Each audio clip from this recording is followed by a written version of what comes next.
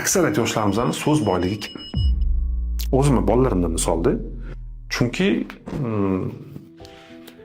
hammasini qo'lida gadjet. Kerak emas roliklarni kuzatishadi, kerak emas o'yinlarni kuzatishadi. Bitta ularda so'z boyligi rivojlansin. Men o'zim Yevropaga safarimda bitta narsaga ahamiyat berdimda, metroga tushganimizda 90% deb ayta olaman, ishoninglar, bu 90% odamning qo'lida kitob. Nimaga kichkina kitob ularda rivojlangan? Kichkina kitoblar.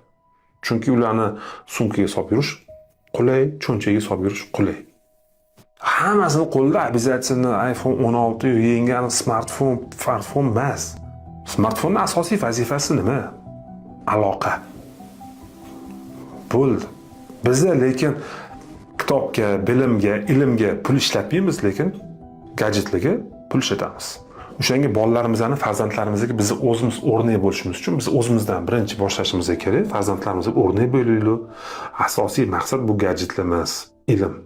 Faqat moddiy emas, ma'naviy boyitishga yoshlarimizni e'tiborimizni qaratishimiz kerak.